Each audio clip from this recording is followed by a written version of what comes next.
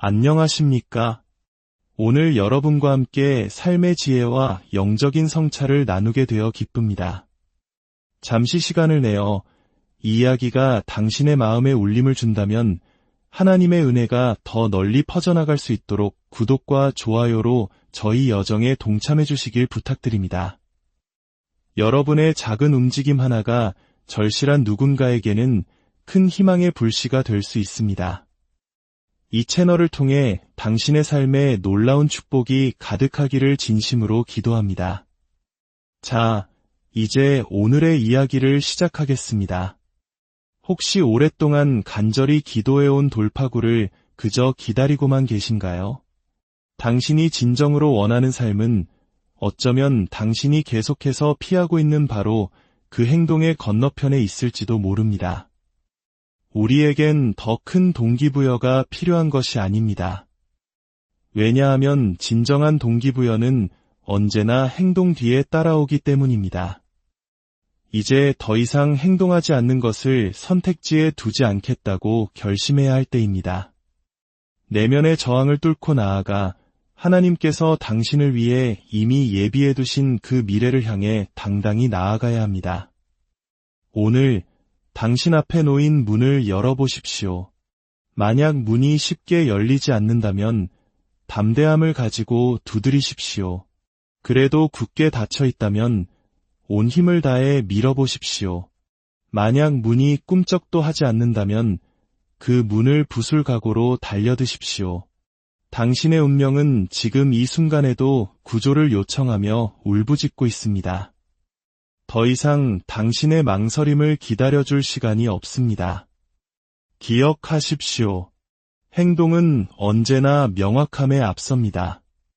잠시 후 저는 당신이 아무것도 하고 싶지 않을 때조차 당신을 행동하게 만드는 아주 간단한 생각의 전환에 대해 이야기해 드릴 것입니다. 이 시간을 통해 당신의 잠재력이 더 이상 손가락 사이로 빠져나가지 않도록 붙잡게 되기를 바랍니다. 첫 번째, 행동하지 않는 삶의 대가입니다. 혹시 혼자 조용히 앉아 이런 생각을 해본 적 있으신가요?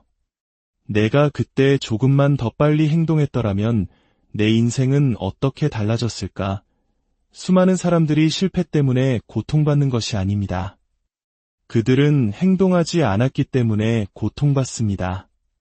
시도조차 하지 않았고 한 걸음도 내딛지 않았으며 그저 기다리고 망설이고 미루었습니다. 그리고 결국 자신의 꿈을 침묵 속에 묻어버렸습니다. 행동하지 않는 것은 실로 값비싼 대가를 치릅니다. 처음에는 그것이 파괴적인 결과를 낳을 것처럼 보이지 않습니다. 하지만 시간이 흐르면서 그것은 우리의 소명과 기쁨, 그리고 기회를 서서히 갉아먹습니다. 열린 문을 놓치게 되고 다시는 되찾을 수 없는 시간을 잃게 됩니다. 그리고 가장 슬픈 사실은 너무 늦어버린 뒤에야 비로소 자신이 얼마나 많은 것을 잃었는지 깨닫게 된다는 것입니다. 잠언 24장 30절에서 34절은 이렇게 말합니다.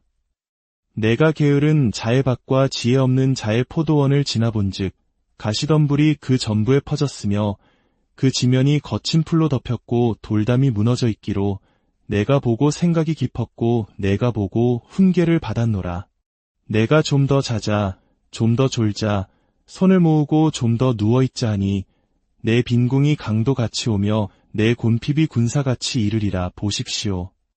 이 밭의 황폐함은 하루아침에 일어난 일이 아닙니다. 그것은 점진적이었습니다. 소명보다는 안락함을, 책임보다는 휴식을, 훈련보다는 미루는 것을 선택한 결과였습니다. 우리 한국 사회는 잠시만 멈춰도 뒤처지는 것 같은 불안감을 주곤 합니다. 그 치열함 속에서 우리는 때로 지쳐 안주하고 싶어지지만 성경은 바로 그 안주함이 가장 큰 위험임을 경고하고 있습니다. 당신은 어떻습니까? 시도하기가 두려워 마음속에 묻어버린 꿈은 무엇입니까? 아직 준비되지 않았다는 생각에 선반 위에 올려둔 채 먼지만 쌓이게 한 비전은 무엇입니까? 한 젊은 자매의 이야기를 들려드리겠습니다. 그녀는 지역사회의 10대 소녀들을 위한 멘토링 프로그램을 시작하라는 부르심을 받았습니다. 뜨거운 마음도 있었고 구체적인 계획도 있었습니다. 하지만 그녀는 기다렸습니다. 더 많은 훈련이 필요해, 자금이 더 필요해, 시간이 더 필요해 라고 스스로에게 말했습니다. 2년 후 그녀가 도울 수 있었던 소녀 중 한 명이 인생을 송두리째 바꾸는 비극적인 사건에 휘말렸습니다. 그녀가 마침내 그 프로그램을 시작했을 때 그녀는 눈물을 흘리며 깨달았습니다. 자신이 더 일찍 변화를 만들 수 있었다는 것을 말입니다. 때로 행동하지 않는 것의 대가는 단순히 나의 손실로 끝나지 않고 다른 누군가의 고통으로 이어지기도 합니다. 우리는 미루는 것이 별것 아니라고 생각하지만 당신이 마땅히 서야 할 자리에 서지 않을 때 하나님의 나라는 손실을 입습니다. 요한복음 5장에 나오는 38년 동안 연못가에 누워있던 남자를 보십시오. 예수님께서는 그에게 인생이 참 힘들었겠구나 라고 말씀하지 않으셨습니다. 그분은 물으셨습니다. 내가 낫고자 하느냐?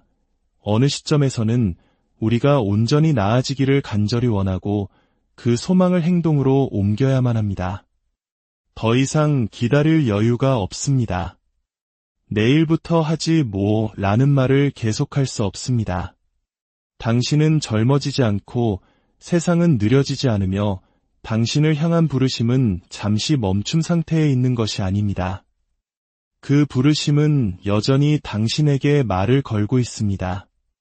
당신은 귀 기울이고 있습니까? 첫 문장을 타이핑하기 두려워하는 누군가 때문에 아직 쓰이지 않은 책들이 있습니다. 첫 전화를 걸지 않은 누군가 때문에 아직 시작되지 않은 사업들이 있습니다. 하나님을 기다리는 것과 움직이기를 거부하는 것을 혼동하는 사람들 때문에 지연되고 있는 운명들이 있습니다. 그것이 당신의 이야기가 되지 않게 하십시오. 게으른 자의 황폐한 밭을 당신의 경고로 삼으십시오. 행동하지 않는 것은 노력보다 훨씬 더 큰 대가를 요구합니다. 두 번째, 하나님의 행동과 책임의 패턴을 통해 당신의 눈을 열어드리겠습니다. 다윗이 내가 왕이 될 때까지 싸우는 법을 배우는 것을 기다리겠다고 말했다면 어땠을까요? 베드로가 예수님께 제 어업이 안정되면 그때 따르겠습니다 라고 했다면요? 바울이 주님, 나중에요. 지금은 여행하느라 바쁩니다 라고 했다면 어떻게 되었을까요? 그러나 하나님은 그런 방식으로 일하지 않으십니다. 하나님의 패턴은 언제나 사람들이 움직이고 있을 때, 무언가를 하고 있을 때 부르시는 것이었습니다. 하나님께서는 다윗이 양을 치고 있을 때 그를 부르셨습니다. 베드로가 그물을 던지고 있을 때 그를 만나셨습니다. 바울이 다메섹으로 향하는 길 위에서 적극적으로 움직이고 있을 때 그의 발걸음을 멈추게 하셨습니다. 이것이 우리에게 무엇을 말해줍니까? 행동이 하나님의 시선을 끈다는 것입니다. 하나님은 당신이 완벽해질 때까지 기다리셨다가 당신의 삶에 개입하시는 분이 아닙니다. 그분은 당신이 시작하기를 기다리십니다.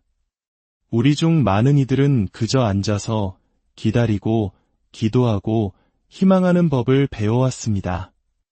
물론 그러한 자세가 필요한 때도 있지만 너무나 많은 사람들이 그 단계에 갇혀버렸습니다. 우리는 고요함을 영성으로, 미루는 것을 분별력으로 착각합니다. 그러나 오늘 저는 당신에게 도전하고 싶습니다. 하나님은 움직임에 응답하십니다. 야고보서 2장 17절은 분명히 말합니다. 이와 같이 행함이 없는 믿음은 그 자체가 죽은 것이라. 다시 말해 당신이 믿는다고 말하면서 움직이지 않는다면 당신은 스스로의 믿음을 무효로 만드는 것입니다. 하나님께서 문을 열어주실 것을 믿는다고 말하면서 일어나 그 문을 향해 걸어가기를 거부할 수는 없습니다. 믿음은 입으로 하는 고백이 아니라 발로 기꺼이 내딛는 순종입니다. 하나님께서는 움직이는 믿음을 축복하십니다. 얼어붙은 자를 부르시는 것이 아니라 신실한 자를 부르십니다. 아브라함에게 내 고향과 친척과 아버지의 집을 떠나라고 말씀하셨을 때 아브라함은 약속이 이루어지기 전에 먼저 짐을 싸야 했습니다. 노아에게 비가 오기도 전에 방주를 지으라고 명하셨습니다. 그것은 단순한 믿음이 아니라 행동이었고 순종이었습니다. 그것이 바로 하나님의 패턴입니다. 출애굽기 14장 15절에서 하나님께서 모세에게 하신 말씀을 보십시오.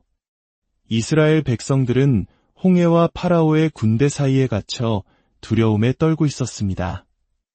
모세는 우리 대부분이 그러하듯 하나님께 부르짖었습니다. 그러나 하나님의 응답은 충격적이었습니다. 그분은 말씀하셨습니다. 너는 어찌하여 내게 부르짖느냐? 이스라엘 자손에게 명령하여 앞으로 나아가게 하라. 이 말씀이 들리십니까? 하나님은 더 기도하라고 하지 않으셨습니다. 바다가 갈라질 때까지 기다리라고도 하지 않으셨습니다. 그분은 앞으로 나아가라고 말씀하셨습니다. 왜일까요? 기적은 이미 기다리고 있었기 때문입니다. 바닷물이 움직이는 것은 그들의 발이 움직이기를 기다리고 있었습니다. 하나님께서는 말씀하고 계셨습니다. 나는 내 역할을 다했다. 이제 내 차례다. 돌파구를 원하는가? 걷기 시작하라. 변화를 원하는가? 움직이기 시작하라. 대부분의 사람들이 바로 이 지점에서 넘어집니다. 그들은 한 걸음 내딛기 전에 바다가 갈라지는 것을 보고 싶어 합니다. 그러나 하나님의 방식은 이것입니다. 내가 움직이면 내가 길을 만들 것이다. 내가 발을 내디디면 내가 나타날 것이다. 당신의 삶에는 당신의 손이 손잡이를 만질 때까지 열리지 않을 문들이 있습니다. 당신의 발소리를 기다리는 응답들이 있습니다. 당신의 다음 움직임에 기적이 기다리고 있습니다. 두려움에 갇혀 있다면 당신은 결코 그것을 보지 못할 것입니다. 어떤 분들은 울고 기도하고 기다리고 있습니다. 그러나 하나님께서는 오늘 말씀하십니다. 나아가라. 그 직장에 지원하십시오. 그 사업을 시작하십시오. 그 책을 쓰십시오. 그 전화를 거십시오. 그 사역을 시작하십시오. 충분히 울었고 충분히 의심했습니다. 이제는 행동할 때입니다.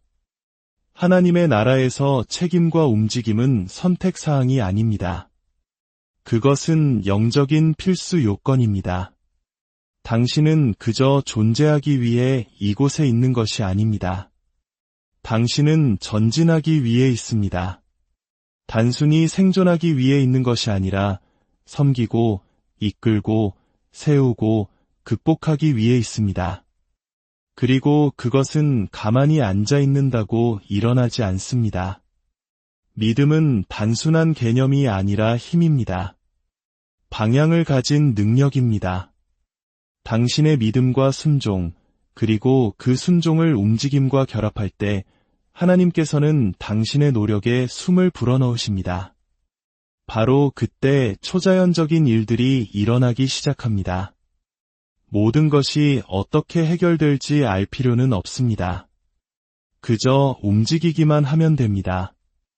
다윗은 돌멩이 하나로 골리앗이 쓰러질 줄 몰랐습니다.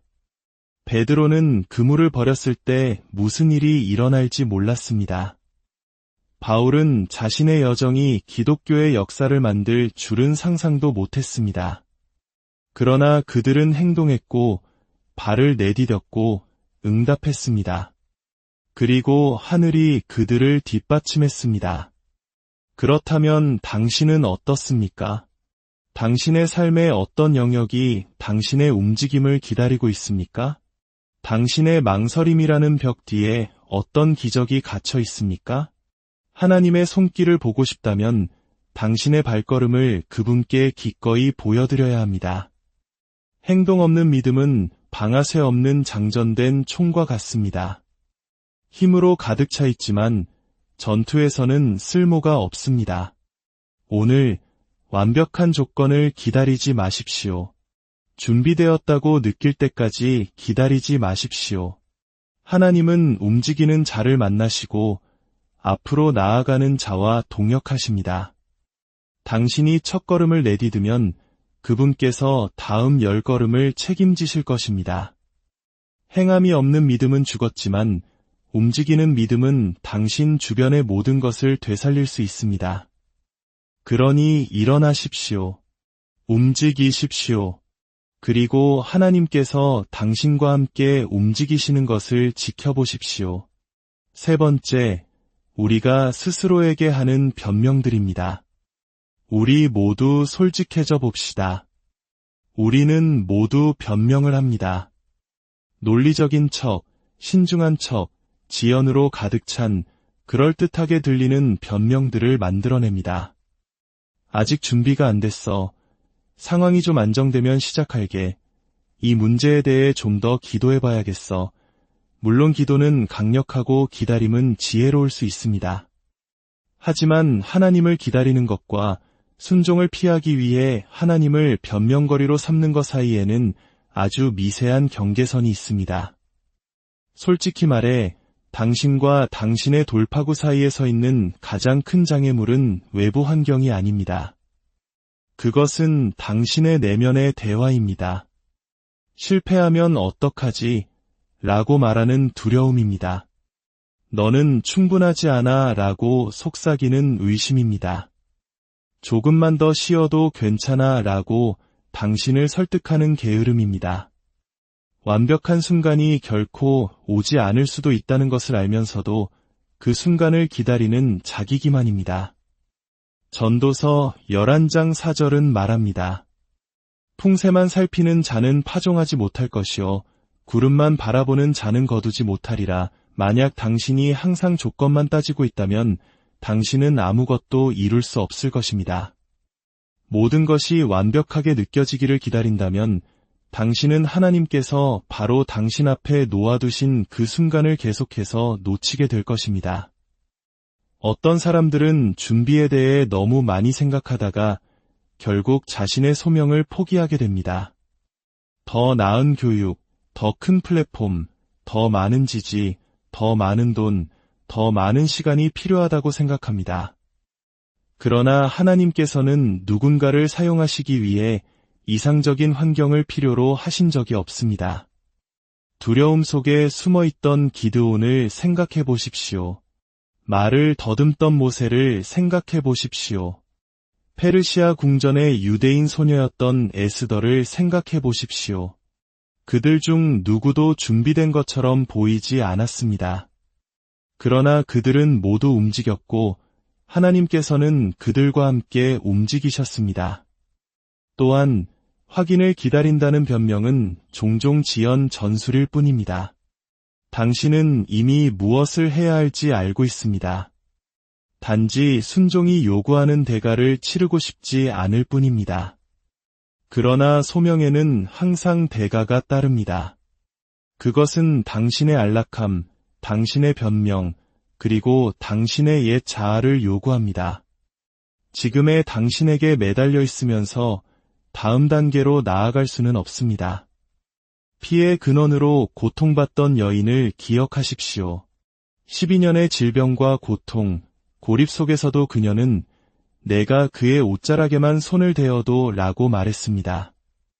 그녀는 예수님께서 자신의 이름을 부르시기를 기다리지 않았습니다. 그녀는 혼돈을 뚫고 나아가 자신의 치유를 쟁취했습니다. 그녀의 갈망은 그녀의 변명보다 더 컸습니다.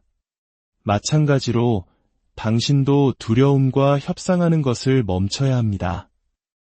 의심에게 만약에라는 먹이를 주는 것을 멈춰야 합니다. 씨앗을 심기 전에 하늘이 맑아지기를 기다릴 필요는 없습니다. 바람을 연구하고 구름만 분석한다면 당신은 결코 오지 않을 수학에 대해 이야기만 하다가 인생을 마감하게 될 것입니다. 당신의 변명이 당신의 신념보다 더 설득력이 있습니까? 당신의 소명보다 안락함에 더 헌신하고 있습니까? 기도하고 있어요 라고 말하기는 쉽지만 실제로는 시작에 대한 두려움에 마비되어 있는 것은 아닙니까? 기억하십시오. 하나님께서는 움직이는 차의 방향은 바꾸실 수 있지만 주차된 차는 조종하실 수 없습니다. 대부분의 돌파구는 조용한 명확함 속에서 태어나지 않습니다. 그것들은 어지러운 순종 속에서 나타납니다. 당신은 행동하고, 신뢰하고, 비틀거리고, 배우고, 성장하며 마침내 목적지에 도착합니다. 오늘 당신을 묶고 있는 거짓말로부터 스스로를 해방시키십시오. 더 나은 순간을 기다려야 한다는 거짓말로부터, 바람을 지켜보라고 말하는 덫으로부터, 당신의 감옥이 되어버린 안락함으로부터 자유로워지십시오. 주변이 어떻게 보이든 상관없습니다. 어떤 폭풍이 몰아치든 상관없습니다. 그럼에도 불구하고 심고, 그럼에도 불구하고 씨를 뿌리고, 그럼에도 불구하고 세우십시오. 조건은 이상적이지 않을지 모르지만 당신의 부르심은 영원합니다. 당신의 순종은 당신의 두려움보다 강력합니다. 당신의 움직임은 당신의 변명보다 더 큰 무게를 지닙니다. 그리고 당신의 소명은 완벽한 조건을 필요로 하지 않습니다. 그저 기꺼이 따르는 마음만 있으면 됩니다. 네 번째, 돌파구는 움직임을 요구합니다. 돌파구는 수동적으로 기다리는 사람에게 결코 오지 않습니다.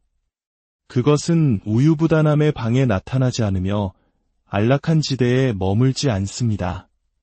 당신의 이야기를 다시 쓰는 변화를 경험하고 싶다면 움직여야 합니다. 왜냐하면 하늘은 움직임에 응답하기 때문입니다. 누가복음 8장은 12년 동안 혈루증으로 고통받던 한 여인에 대해 이야기합니다. 그녀는 가진 모든 것을 의사에게 썼지만 남은 것은 고통과 수치심뿐이었습니다. 그러나 어느 날 그녀는 예수님께서 지나가신다는 소식을 들었습니다. 그녀는 침묵 속에 숨어 이게 내 인생인가 봐라고 말하며 구석에 머물 수도 있었습니다. 하지만 그녀 안에 무언가가 움직여라고 말했습니다. 그녀는 허락을 기다리지 않았습니다. 그녀는 약하고 부정한 상태였지만 떨면서 군중을 뚫고 나아가 예수님의 옷자락을 만졌습니다. 그러자 예수님께서 멈추셨습니다. 그분은 누가 내게 손을 대었느냐? 고 물으셨습니다. 그 만짐은 영원의 능력을 시간 속으로 끌어당겼습니다. 그 만짐은 그녀의 정체성을 문제가 있는 여인에서 간증이 있는 여인으로 바꾸었습니다. 그러나 그녀가 움직이지 않았다면 이 모든 일은 일어나지 않았을 것입니다. 원리는 분명합니다. 믿음은 효과적이기 위해 반드시 능동적이어야 합니다. 누가복음 17장에서 10명의 나병 환자들이 치유를 간절히 원하며 예수님께 다가왔습니다. 예수님께서는 그들에게 직접 손을 얹거나 치유를 선포하지 않으셨습니다. 그분은 가서 제사장들에게 너희 몸을 보이라고 말씀하셨습니다. 그 순간 그들은 여전히 병든 상태였기에 그 지시는 말이 되지 않는 것처럼 보였습니다. 그러나 성경은 그들이 가는 동안에 깨끗해졌다고 말합니다. 그들이 가만히 서 있을 때가 아니라, 논쟁할 때가 아니라, 증거를 요구할 때가 아니라 그들이 가는 동안의 말입니다. 돌파구는 움직임을 뒤따랐습니다. 이와 같이 우리 중 일부는 다음 단계의 문턱에 앉아 있지만 확실성에 대한 필요 때문에 마비되어 있습니다.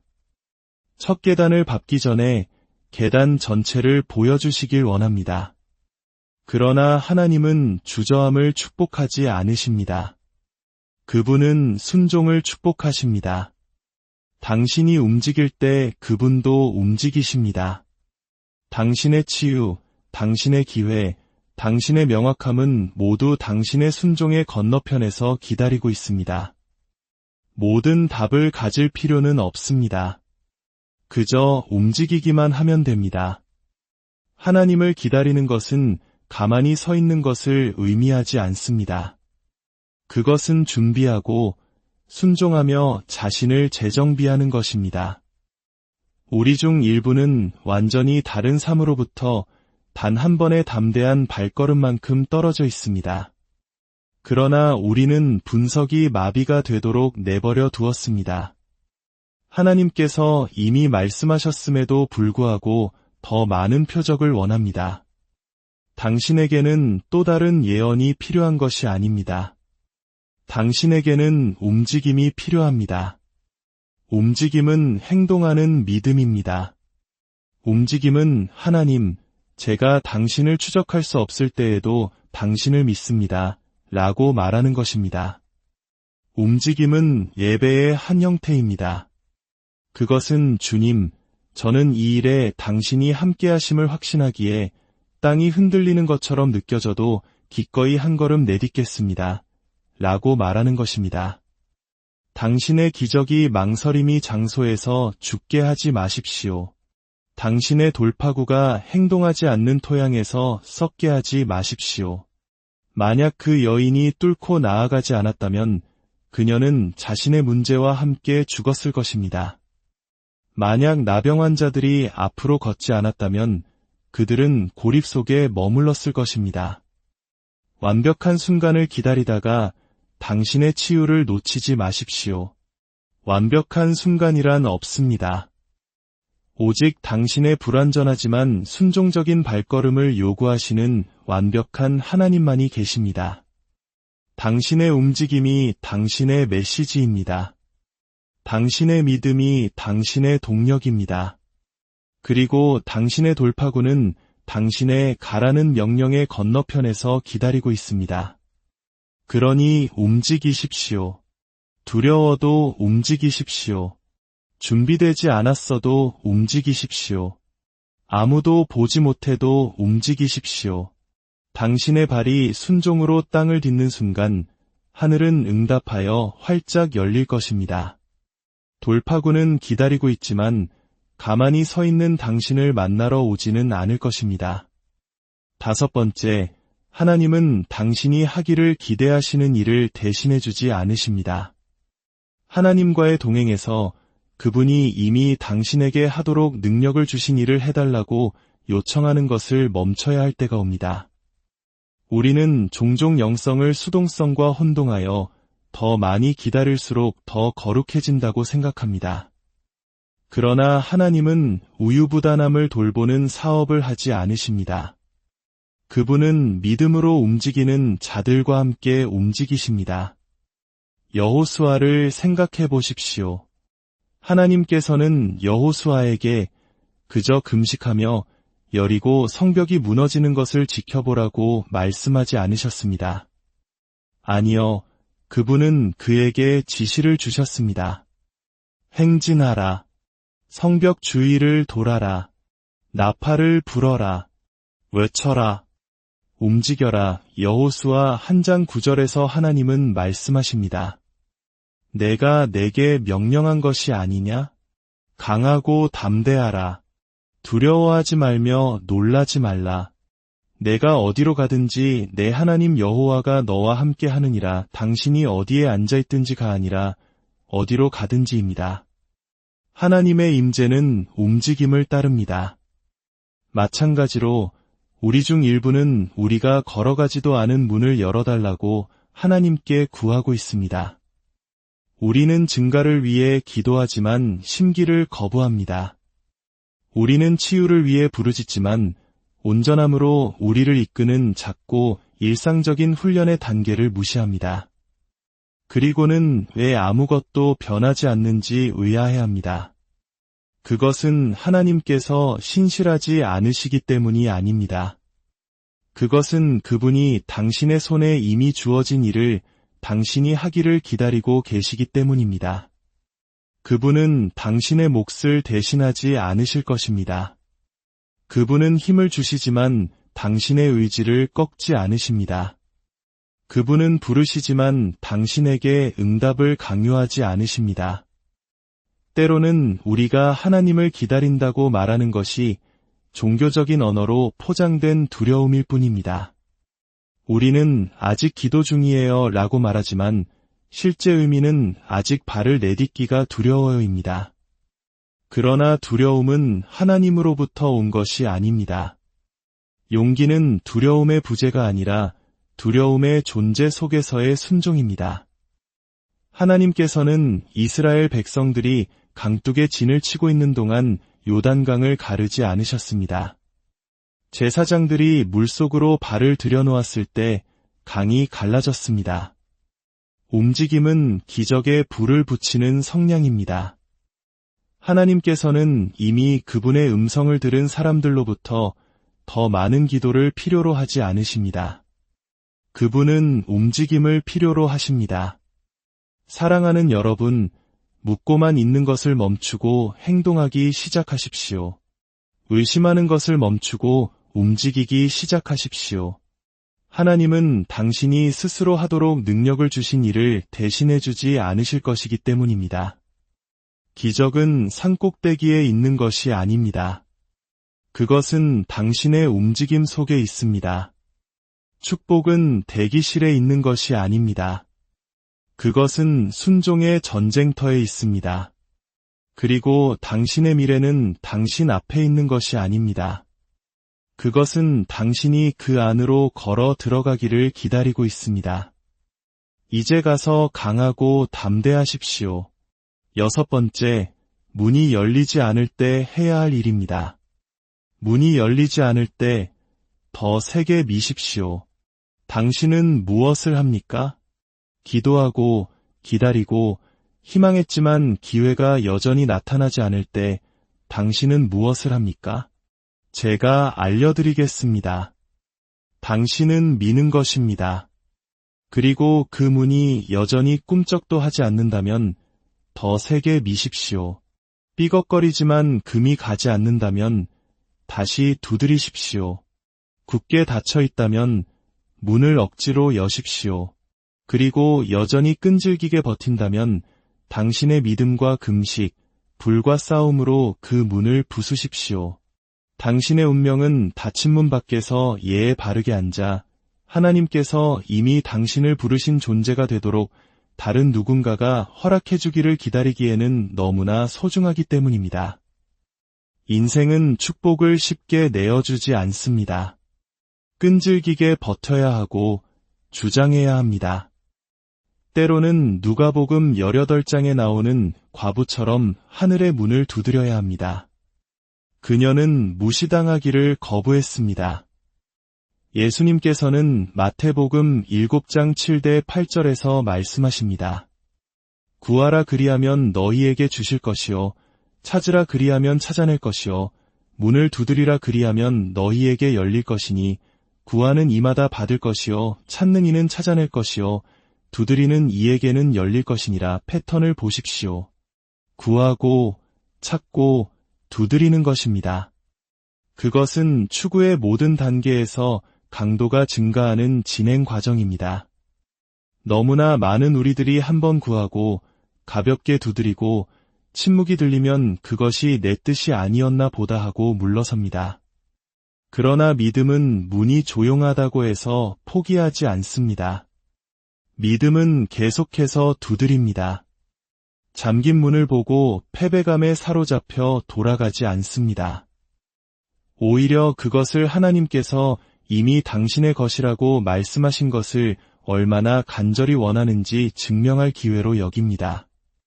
당신의 운명은 소심함에 굴복하지 않습니다. 당신의 부르심에 대해 예의를 차릴 수 없습니다. 위대함 속으로 살금살금 걸어 들어갈 수 없습니다. 저항이 나타났을 때 당신이 포기할 것이라고 당신 영혼의 원수는 장담하고 있습니다. 그러나 지금이 바로 판을 뒤집을 순간입니다. 끈기는 하나님을 설득하기 위한 것이 아니라 당신을 준비시키기 위한 것입니다.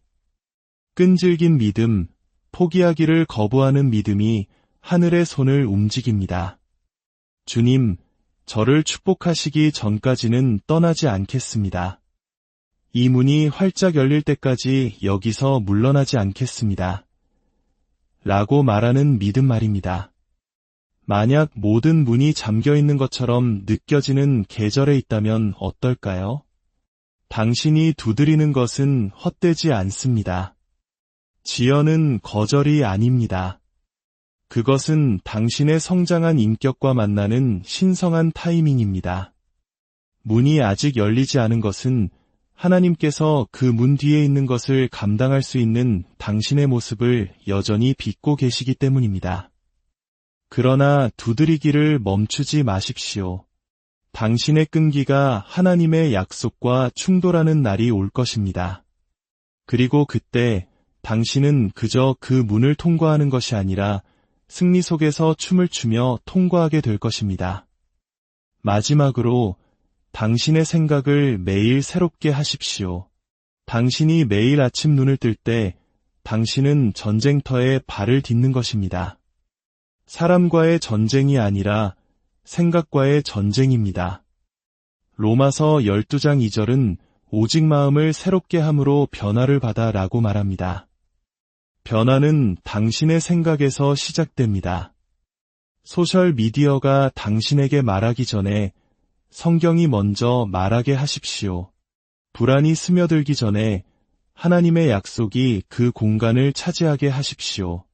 어제의 사고방식이 오늘의 목적을 이끌도록 내버려두지 않을 때 당신은 다른 사람, 더 강하고 더 명확하고 변화된 사람이 됩니다. 사랑하는 여러분, 여러분은 무력하지 않습니다. 디모데후서 1장 7절은 말합니다. 하나님이 우리에게 주신 것은 두려워하는 마음이 아니요 오직 능력과 사랑과 절제하는 마음이니 행동을 취하는 데 필요한 모든 것, 담대한 행동, 일관된 행동, 하나님께서 이끄시는 행동은 이미 성령님을 통해 당신 안에 예치되었습니다. 성령님은 당신의 위로자일 뿐만 아니라 당신의 활성제이십니다. 당신의 육신이 아니오라고 말할 때 당신을 밀어주십니다. 세상이 두려움을 외칠 때 진리를 속삭여 주십니다. 한 걸음 더 내딛기에는 너무 약하다고 느낄 때 당신의 무릎을 강하게 하십니다. 그러니 준비되었다고 느낄 때까지 기다리는 것을 멈추십시오. 두려움이 사라지기를 기다리는 것을 멈추십시오. 그럼에도 불구하고 행동하십시오. 그럼에도 불구하고 움직이십시오. 그럼에도 불구하고 신뢰하십시오. 사랑하는 여러분, 더 이상 주저하지 마십시오. 의심의 자리를 박차고 일어나 행동의 자리로 나아가십시오. 당신의 삶에는 당신의 순종을 기다리는 기적이 있습니다. 당신의 발걸음 위에 하나님의 강력한 능력이 함께하시기를 당신의 순종을 통해 하늘의 문이